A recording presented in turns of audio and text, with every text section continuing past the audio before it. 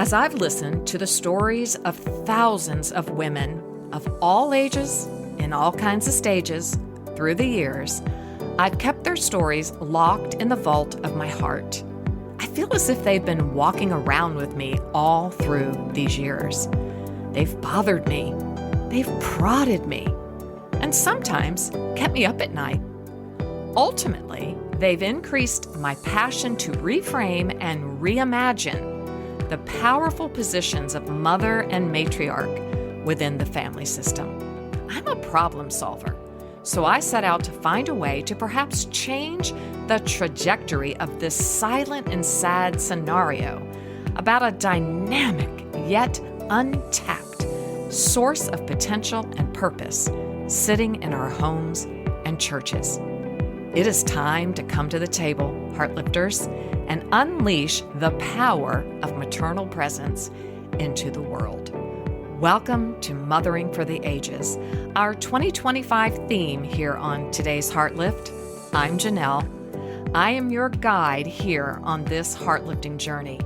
I invite you to grab a pen, a journal, and a cup of something really delicious.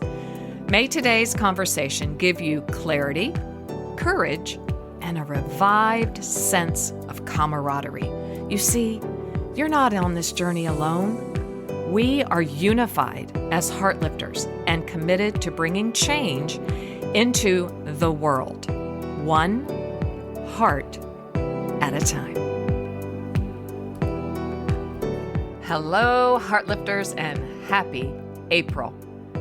Today, we are going to have some fun with Amy and Rob Dixon, who have written this incredibly beautiful, profound picture book called Penny Preaches. Today is National Picture Book Day, so why not celebrate this amazing picture book? Picture books, I think when I go into a big bookstore, I like to go to the children's book section first because picture books speak so loudly to me. I would love to be a children's book author. We'll see if God has that in the plans. But for today, we're going to celebrate this amazing picture book. A reviewer wrote this about Penny Preaches, and I think it says it all. It hasn't been that long since men and women were stuck in traditional career roles. I was one of the first male operators hired by Pacific Telephone in 1972, writes Harold. My career path up the ladder was easier than for women who mostly filled the lower paying entry-level jobs while men climbed the ladder to do higher paying craft jobs. For me, Penny Preaches goes beyond church roles and applies to leadership roles in any capacity. Yes, so we're going to dive into this subject of leadership roles for women particularly, because that's what we're all about. And since we're really focusing on mothering, motherhood, and matriarchy, and grandmothering. And so Penny Preaches helps me go inside of myself and go, how can I be a role model for my granddaughters, grandsons as well? But we're specifically talking about leadership roles for women today. So as we listen, I invite you, and I invite myself, to think, how can I tell stories in my life to everyone in my sphere of influence that will help them think big? So go ahead and write that question down. How can I tell stories that help others think big? What does that mean? Let's find out today.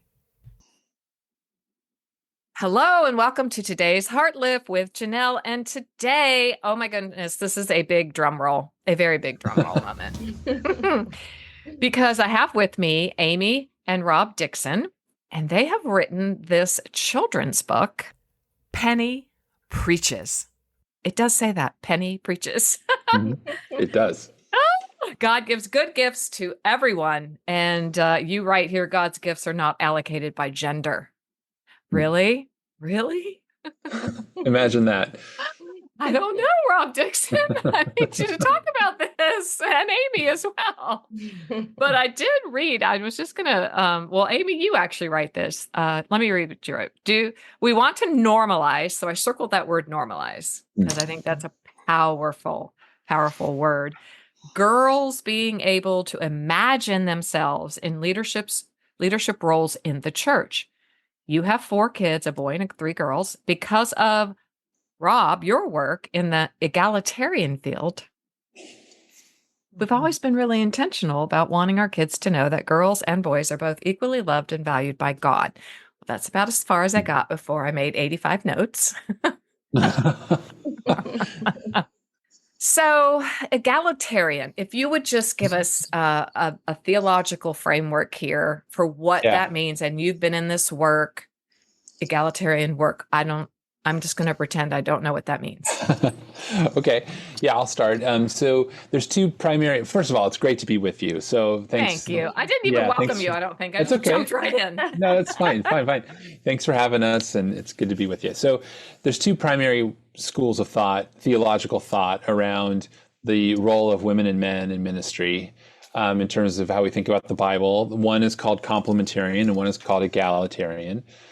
Both sides agree that humans, men, women, have worth because they're created in God's image. Like, that's common.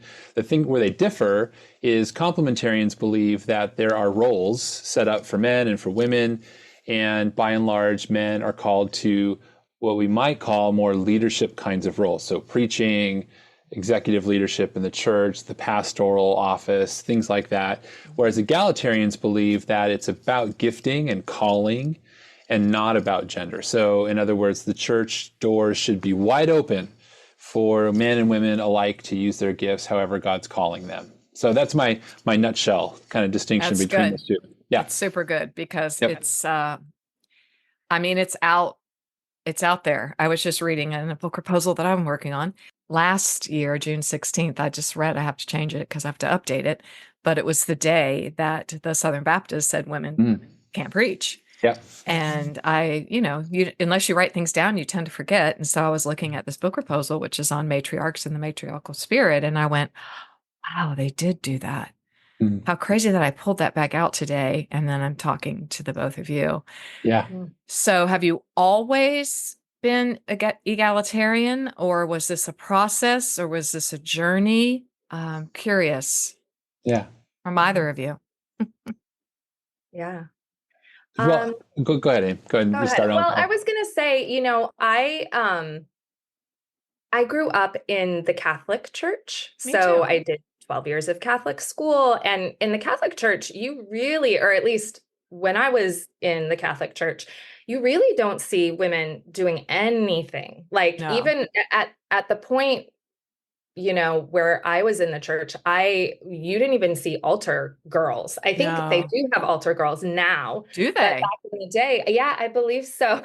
Yeah. Wow. I know the Methodists have acolytes. Okay. Yeah. So, so I definitely did not grow up like seeing women in leadership roles. Yeah. So, but I think I grew up in a family, even though we were going to the Catholic Church, where it was very egalitarian in the way kind of we operated. So when I first started studying the Bible for myself, it was surprising to me that some people believed that women couldn't do everything a man could do. And so that was something that I kind of had to explore on my own, looking at the word. Yeah, for sure. Yeah, my journey is pretty it's a bit of a roller coaster, although I'd say the upper trajectory has been that I've been in an egalitarian space for a long, long time. So I grew up in a church where women preached. I wouldn't say they were like perfect about that, and it was maybe occasional, but still there was a category in my mind that women could be reverends, women could be pastors, women could be preachers, right? And then I got involved with InterVarsity Christian Fellowship, which is a college ministry organization, which I'm still working for today. And InterVarsity's always been an egalitarian kind of space. And so I think to the quote you read, what's normal, right? What was normal for me was co-leading Bible studies alongside women and sitting in fellowship Wow. meetings where women were preaching and being mentored by a woman and mentoring women. And so now fast forward 30 plus years, a long time. And that's just part of the culture, if you will, maybe of how we do our ministry work. So I think a lot does depend actually on what you've experienced and what's quote unquote normal for you, which is why sometimes it's really hard to change a theological position, because if you've grown Yes. up in one, it's hard to rethink and reimagine and reconsider and take on a different kind of way of thinking and acting. Right. But this is what you write, and I love this, Rob. I am fortunate to have lots of motivation sources. You were asked what inspired you to write this Yeah. book. I think about our girls and what kind of church I want them to inherit. I think about this from a justice angle. Yeah. I really love this. It's unjust. It's unjust when the church doesn't permit women to use their gifts. I think about this from a missiological angle. For 2 centuries, the church has been trying to fulfill the Great Commission with half the team on the bench. Yeah. Yeah. Come on. That is so well said. You are going to be, thanks. I mean, this is not going to be like lovingly received by every angle, but True. Yeah. to only have half the team on the bench. Ow. Yeah. That just makes my heart hurt. Like, I think it makes God's heart hurt. Yeah, I do too, right? I mean, the mission we've been given is to share the gospel with the whole world. And that is a huge mission. I mean, the church will never 8 billion people.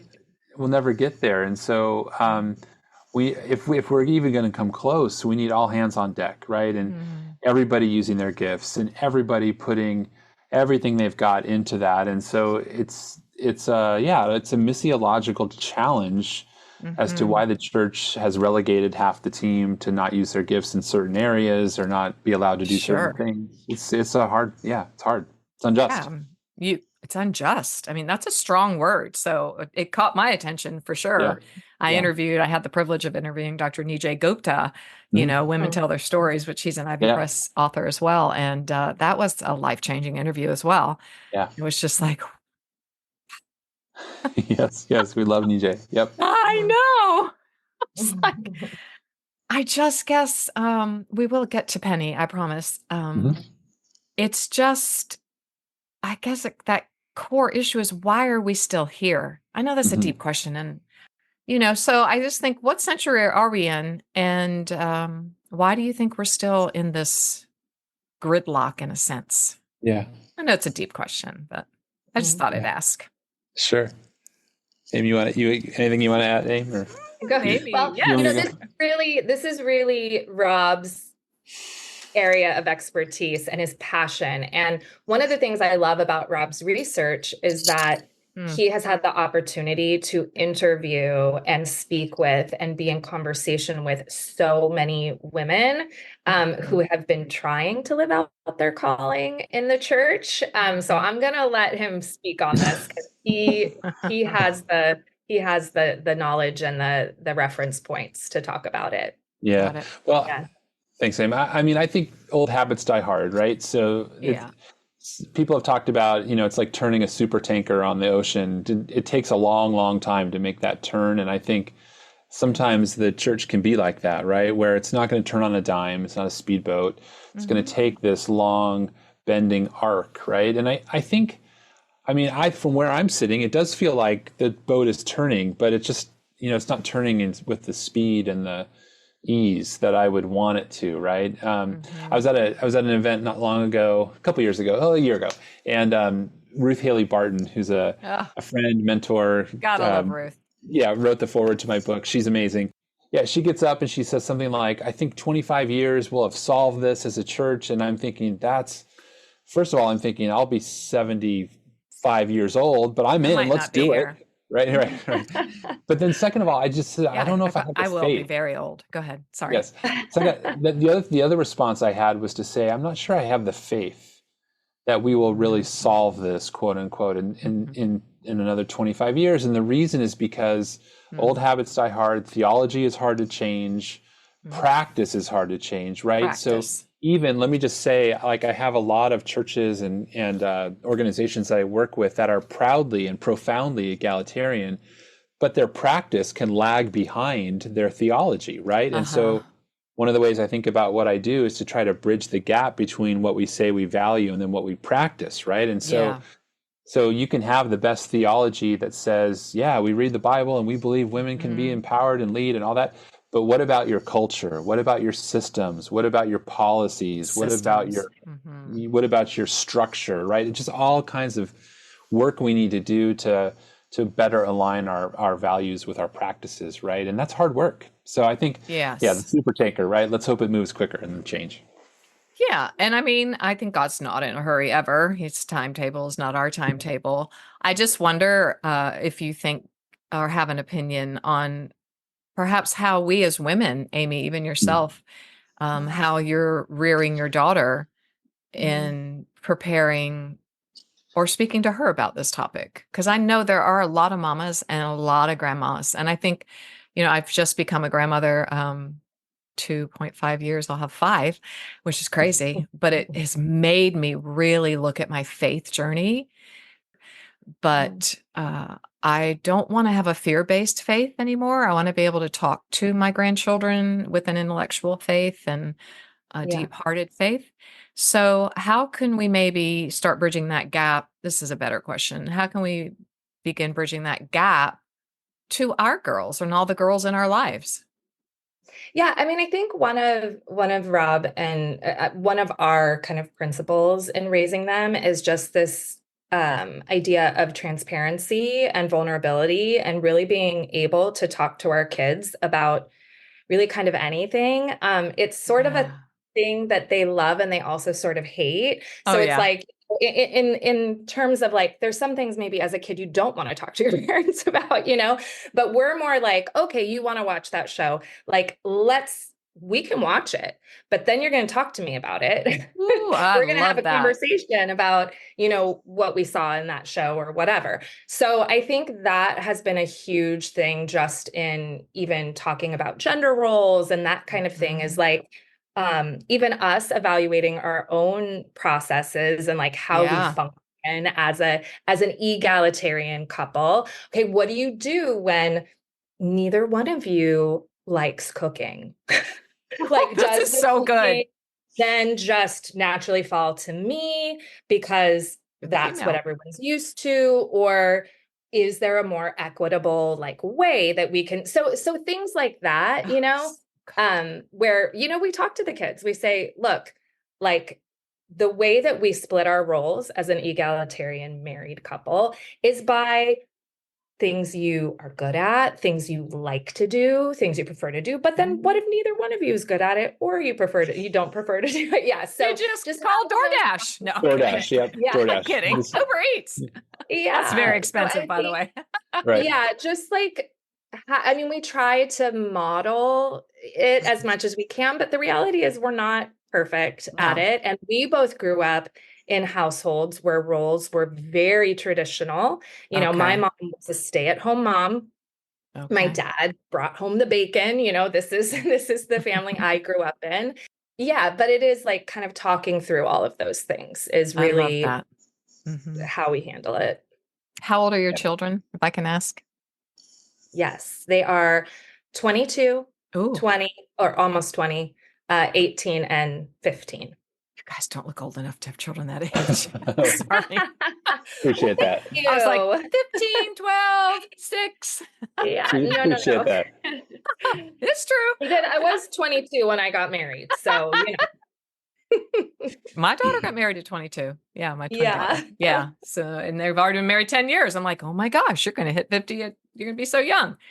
Yeah. Yeah. So particularly at their ages, then you probably really are inviting them. I love that you're inviting them to watch. You want to watch that? Sure. You're involving them and not thinking for them. Is that fair? Is that fair to say? We try. Yeah. For sure. You try. That's the goal. That's all you can do. It's a good goal. Yep. Right. So then why now did you both just, when you're sitting at the kitchen table and you go, we need to write a children's book about a girl who preaches. I mean, Well, a so children's book come out of like, you're a little bit more Yeah. scholarly based, I Yes. think, Rob. Yes. Yeah. Yes, Yes. Rob definitely. Well, we're both writers. Yes, So sorry about Rob that. is Yes. an academic Yeah. writer for the most part. And then I write children's. Yes. So I have Right. 3 other picture books and a middle grade Yes. novel. And when Rob initially came to me with this idea, I initially said no. I said, I don't have a vision for this, you know. Okay. Love this honesty. And Thank I said, why don't you try to write it and I'll be your editor and I'll like help you. But initially I was like, this really feels like your passion and like your thing. So that's kind of how it started. But in the Love it. process, you know, he would send it to me and I would make suggestions and then they wouldn't quite come out how I was thinking. And so then I, just as an example, I would rewrite sections of it. And then he read it and he said, "Oh, this is so much better. Like, let's Oh. just do this together." And I, at that point, I was kind of sucked into it. And, you know, obviously I really love this idea that if we can start bringing this to a younger generation, like Please. at an earlier time of their life, and just at that moment in life, you know, picture book readers are, you know, 4 to 8 years old really is My like the picture favorite book genre. reading range. And it's just such a wonderful time where kids Mhm. are like envisioning themselves, you know, doing anything. It's like when you still think that you can go to the Olympics and yeah, to kind of bring this vision of girls being able to lead in the church into that kind of magical time when you really can think of yourself doing anything in the world. You know? Yeah, it's totally magical. I love it because honestly,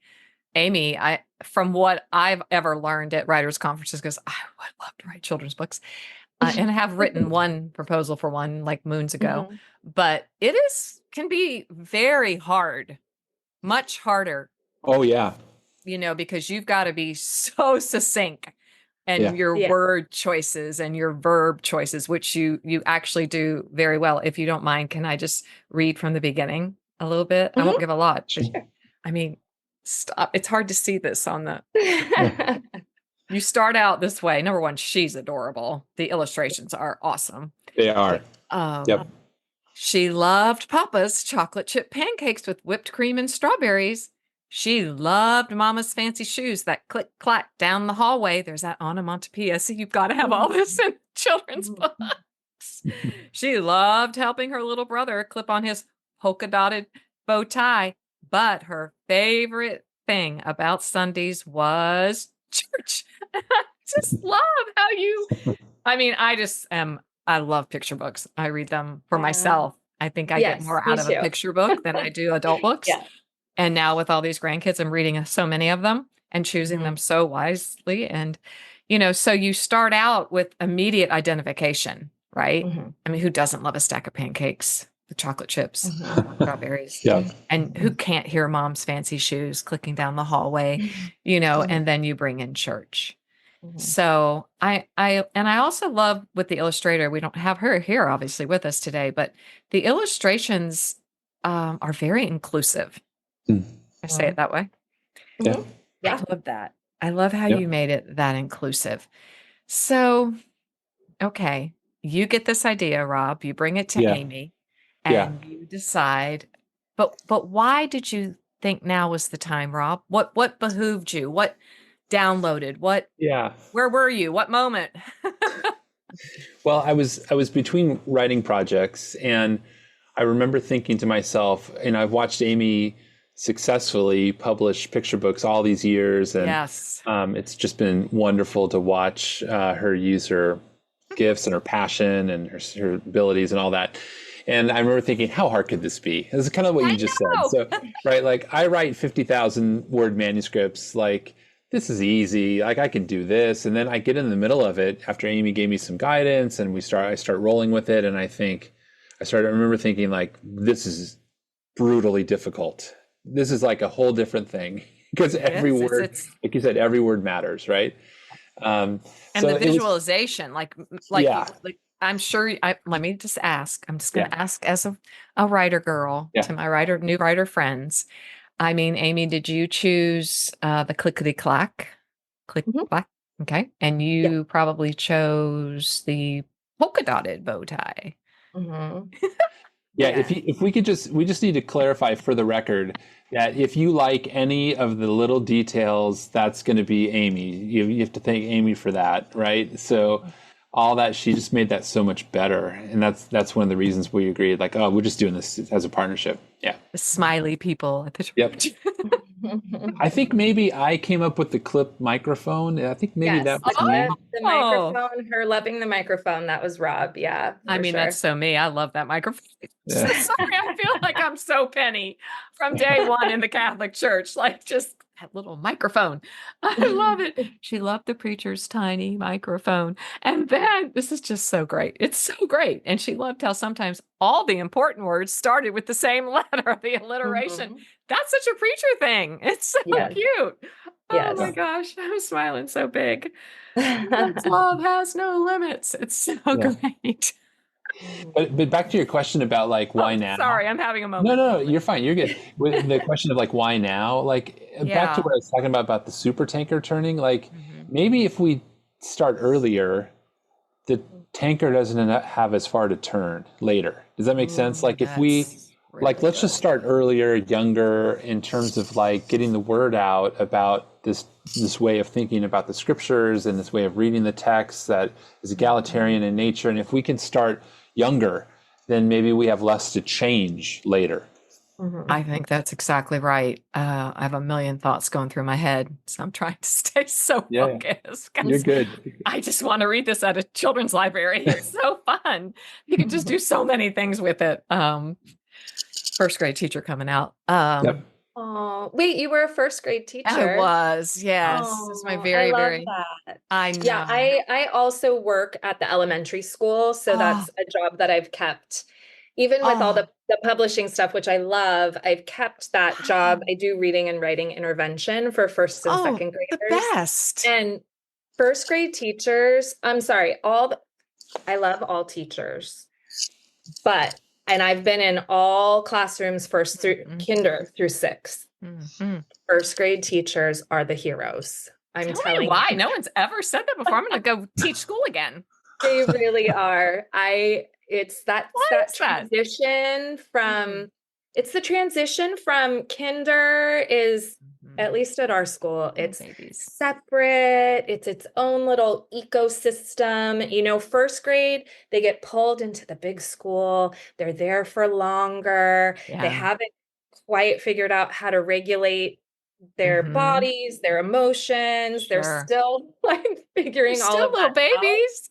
And these first grade teachers, I tell you, they work harder than anyone. I, yes, big respect for first grade Thank you. teachers. I love it. I loved it so much. I wept days when I had to leave because I went Oh, home to be a traditional mom. You can't work and have babies at home. That was back in my day anyway, the church I was at. yeah. Mhm. What I was wondering is, hold on, let me get my train of thought back because now I'm feeling all happy I was a first grade teacher. Um, don't have ADD, but it seems like it right now. So in order to like turn the ship earlier, right? That's what your motivations are here to perhaps start a better conversation on even what that looks like. Because I will be honest, I'm not a feminist, in the sense that I definitely respect everything that my husband brings to the table and everything I bring to the table. It isn't one's better than the other, one's under the other. We're serving together. Mhm. And I'm really grateful. I have uh, two daughters. One's a twin with my son. And Mhm. I'm really grateful that both of my daughters are in relationships and marriages that are very egalitarian. And it's remarkable to me, because I did play that traditional role on many respects. I did work and leave the home eventually. So I guess they saw both. But I love the way their marriages work. I just love it. I love how, and my son is married. I would say they're more egalitarian for sure. She plays more a traditional role. But how do we, long question here, I'm getting to it. How do we shape this in the right way? Is there a right way? Does that make sense? Like if we're turning the ship and we're trying to bring a more egalitarian understanding into the relationships of future couples, Penny Preaches is a start, I guess, right? Yeah. It's a start. It evokes questions, which is what I felt with it, especially as you get to the latter part of it when I don't want to give it away because it's so short, but she stands on her porch, Yeah. doesn't have a tiny microphone, but she preaches to the neighborhood, and then some questions start. There's some resistance. Yeah. Little resistance. Maybe that's my question. Thank you, Rob. Yeah. How do we continue to still handle the resistance to a matriarchal presence alongside the patriarchal presence? It's a good question. Amy, do you want to start on this one? Or you want me to? You can go. Go ahead. All right. Yeah. How do we manage the resistance? Well, I think with grace, Yes. right? So I think it's a challenge for me sometimes, especially, so we knew Penny getting out into the world would provoke a response. And by and large, that response has been wonderful. And, especially as women read the similar stuff to what you're experiencing, right? Just like, well, I wish I'd had this when I was younger. And this is such a joyful thing. And it's healing to look at this and all of that. And that's been wonderful. It's also provoked some negative reactions online. And so we've been processing through those things as well. And so I think for Amy and I, and as we try to bring change in this area, you have to expect that. And it's been one thing to expect it, and it's been another thing to see it like on your screen, and I think that's really sent us to Jesus to just process that and sit with that. And so we want to receive critical feedback with grace, but we also want to just be clear that our view of how God's intention works for the church is shaped by Scripture. It's guided by, we believe, the Holy Spirit and what God's speaking to the church. And so we're not going to apologize for that, and we're not going to back down from that, but we want to receive critique with grace and then be able to dialogue. I have a mentor at one time that said to me, it's okay to have convictions. You just have to hold them with humility.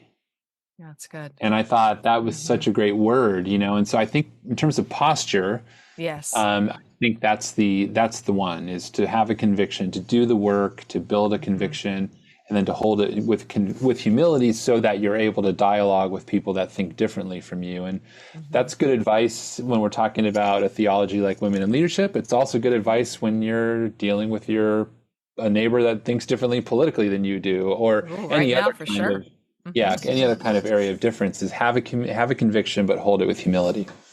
And not combativeness. Correct. Yeah. Right. Yeah. So that's what I hear you, like collaboration. I was having dinner with a mom of a 5-year-old and a almost 3-year-old the other night. And she's she's very, very smart. She was saying, yes, we've been teaching the boys about how to be collaborative and not combative. This is like, wow, he's 5 and he's 3. The 5-year-old was like, yes, I know we need to be more collaborative. He totally got it. He was totally right. And then he was being combative with his brother, which boys will do. And I said, oh, it looks like you're being a little combative. I know. Yeah.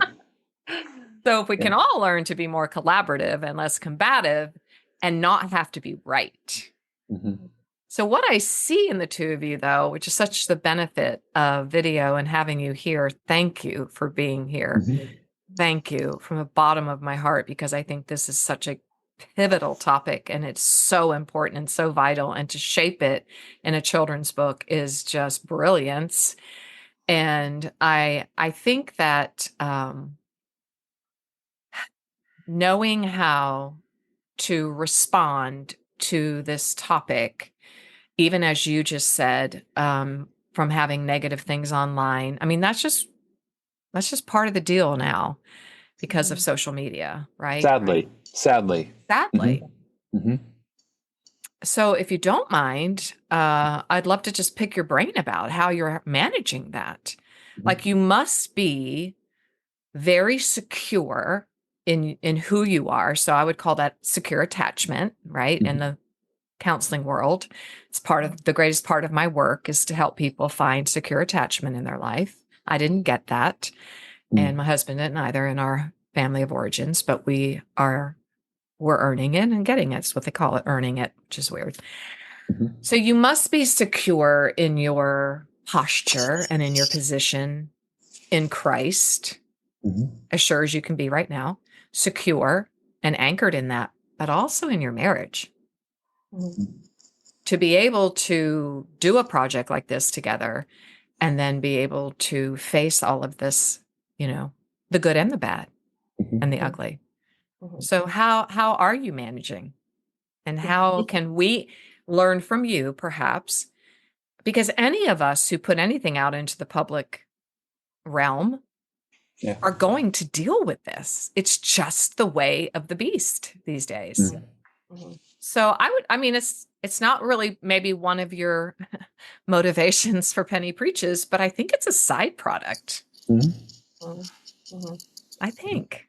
I mean, I will say it's such a blessing to have Rob in this situation, because I think a lot of times when women try to advocate for themselves to be able to do, to preach or to teach or all of these things, it can be viewed through a lens of like power grabbing. Like, well, you're just trying to like have more power, and you're like rebelling against God, and you're like doing all these things that you shouldn't be. And so when you try to advocate for yourself, it's misinterpreted sometimes.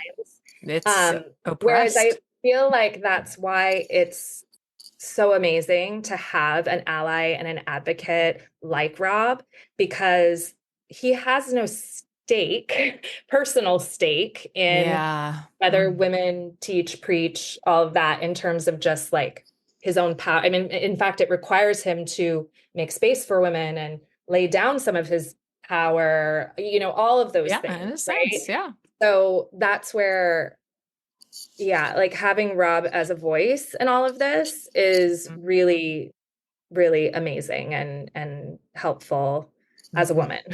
Which is why I think we love Dr. Nietzsche, Yeah, sure. Same thing. That's what I said to him. It was like, thank you. Yeah. Oh, we have an ally. Which And Jesus Rob was the biggest ally ever. So come on. Yeah. Well, and Rob, I think, I'll let him speak more on this as well, is, he's just so good at now, not always, I will say, like when he was younger, conviction sometimes took him, it took him time to kind of develop that like humility plus conviction, like balance that he talked about, which is so important.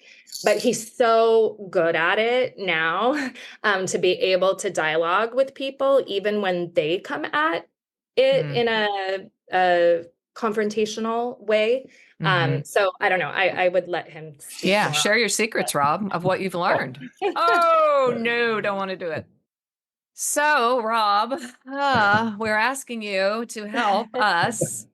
It's not even, I will say this before you respond.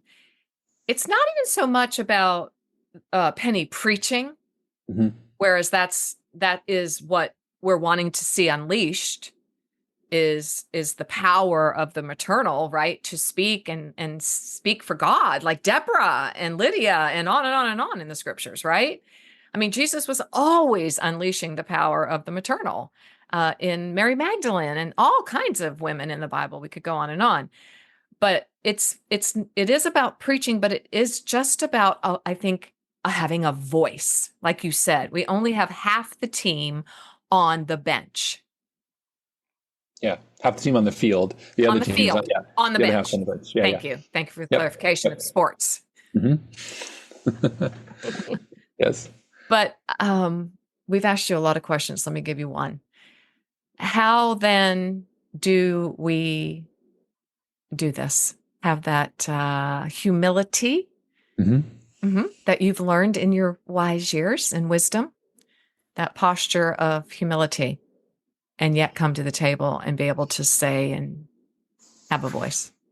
Well, I don't think there's a secret, sauce here. I think a couple things come to mind. So one, whenever I'm in a situation that I feel like is going to be confrontational, I pray. And I ask that the Lord would fill my heart with compassion for the people I'm dialoguing with or about to dialogue with. And I feel like that helps diffuse some of the combative feelings I may feel, or I may feel defensive. And if I'm leading with compassion, then I feel like I'm on my way towards a healthier dialogue and healthier process. So praying for that would be one thing. I think another thing would be, look, the other day on social media, Amy and I got called demons. No, That's you did not. Yeah, it's not an easy thing to be called that. You really did. Yeah. Yeah. And the first thing I did was I emailed a crew of people that care about us and support us and pray for us, intercede for us on a regular basis. And so I think that'd be a second thing is like who are the people around you that can keep you grounded and keep you kind of at an even keel and keep you in a place where you're holding your conviction with humility. I think we need the village kind of at that point, especially when we're under fire or whatever, or something's difficult. So you need a village around you that way. Wow. And then I just think the other thing is trying to always humanize, keep that front and center, right? That this person that I'm dialoguing with is also a child of God. I know. I think in this conversation in particular around a theology of women in leadership, like I need to believe that the people sitting that have a different view have also done work in the scriptures, and their work has led them to a different place. And just like my work in the scriptures had led me to this place. And so like they're a human being that cares about the scriptures and wants to be right and wants to do God's will. And keeping that in mind, I think is useful. It's hard when you start to dehumanize someone, or I should say it's easier when you're dehumanizing someone to just go off on them or, say something you might regret. So maybe those three things: praying for compassion, second, the community around you, and the third one is trying to remember everyone's a human and a child of God. Wow, that's tough. No, it's just what Jesus did, but he also told his disciples, if you go into a home and there's no peace there, you just go out and shake it off, cue Taylor Swift. Which maybe appreciate the Taylor Swift reference right there, by the way, as parent of dads or parent of daughters. One other thing I'll say though, is I do think in light of that, there are occasions where I need to withdraw or we need to disengage, right? Because it's not healthy. Yeah, it's not healthy. And I think about especially the women that I work with that get pushback, sometimes directly spoken to them, sometimes it's indirectly or implicit. And I'm always asking, like, is this a safe place for you to engage or not? Thank you. And if it's not, then I think it's okay to say, look, I need to come back around to this later, or doesn't feel right. I need to step aside, or I tell the women on my team, like, you can have me talk to someone and use, if it's not safe for you, I don't want you to be a part of it. So that might be a caveat, right? I think it's critical that you said that. I really do, because there are just times that you do have to withdraw, which brings us to a point in Penny's story, though, that I love. I just want to and understand why you all brought into the story that her parents, because they were in a church where Penny wasn't seeing that imaged. She wasn't seeing a woman in the pulpit or women in leadership, primarily the pulpit in the book. That Penny's parents, it's a children's book, so we don't get any, backstory, but they made a firm decision to look for another place to worship. And I think that's a pivotal point in this book, to be able to talk to your children or my grandchildren or whoever and be able to say, sometimes, one of my authors I love so much, Emily P. Freeman, there's a time to walk out of the room. Mm. When do you know when to walk out of the room? So why did you all make sure that was in the book? Because I think it didn't have to be in there. As I was turning the page, I was like, I wonder where this is going to go. I was curious, which is what we need to be with each other. Yeah.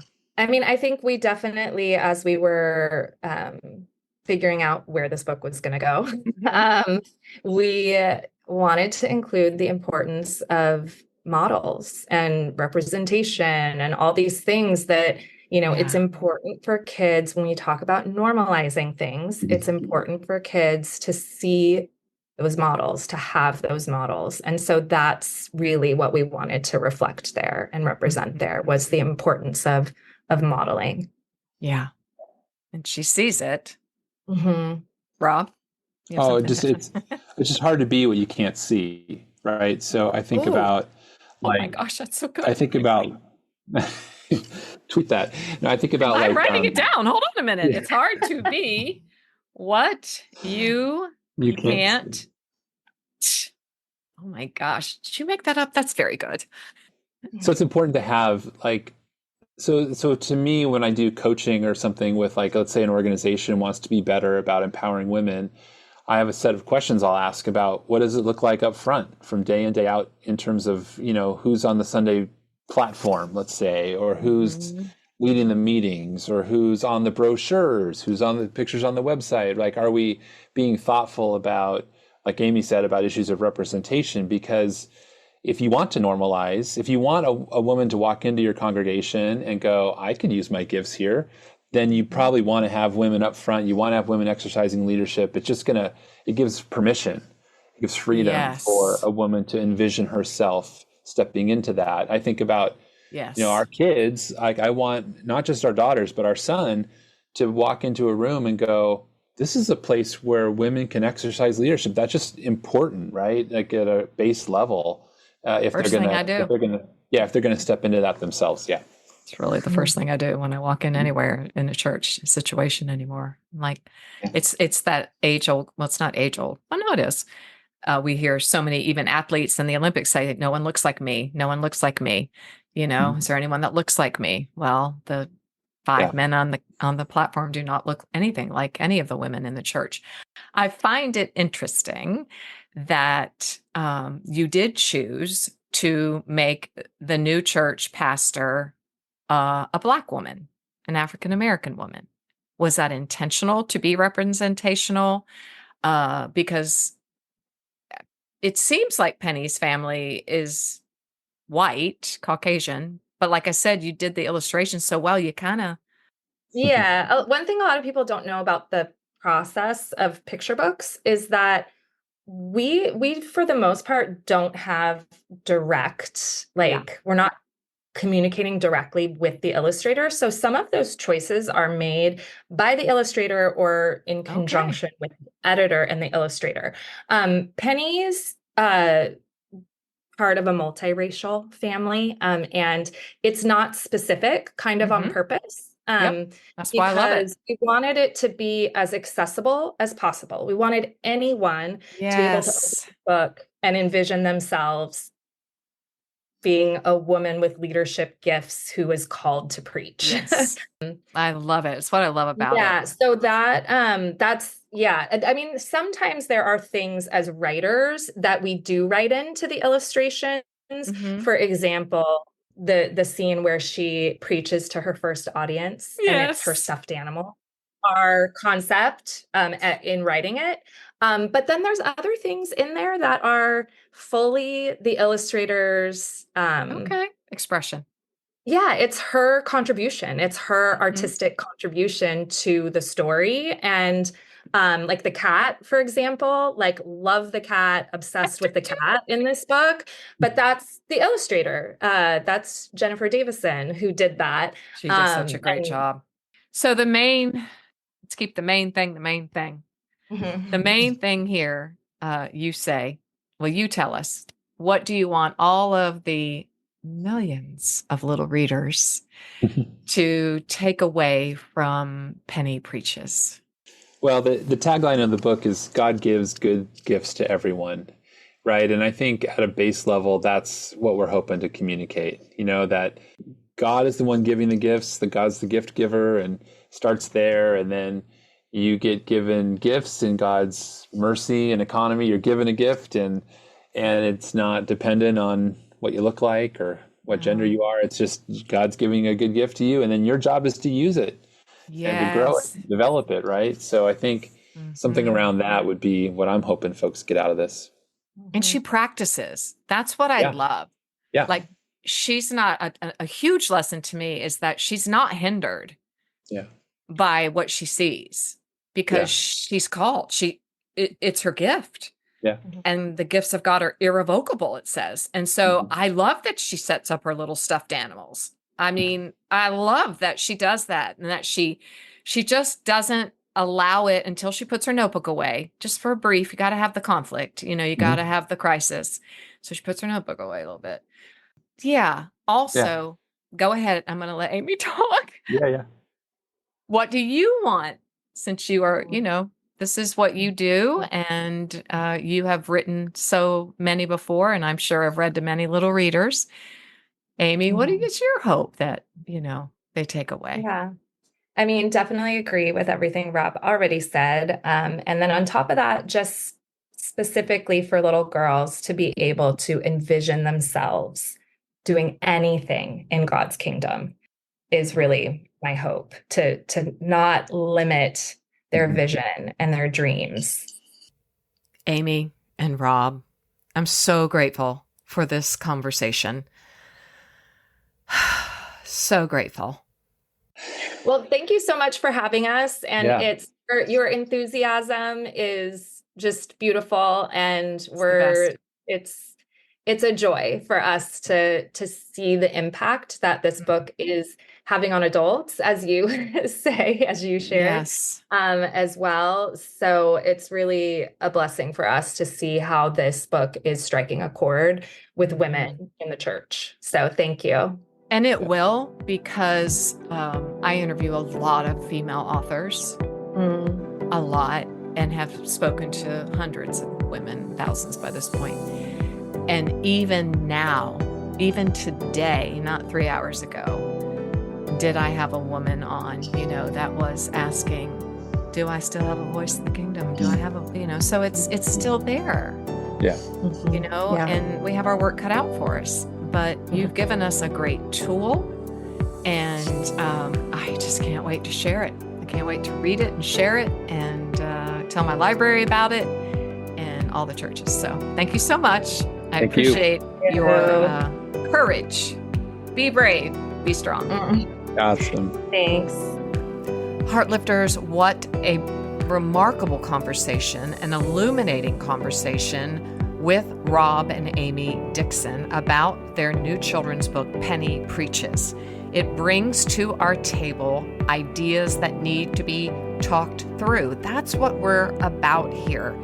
And so I just appreciate the time and the energy that Rob and Amy gave us today.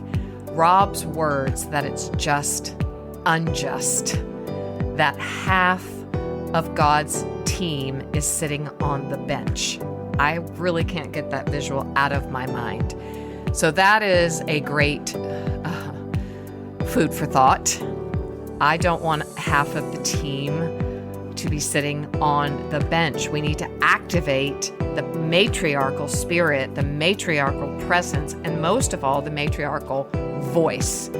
I know that word matriarch conjures images, but it is important for the maternal presence. Maybe that's easier to swallow.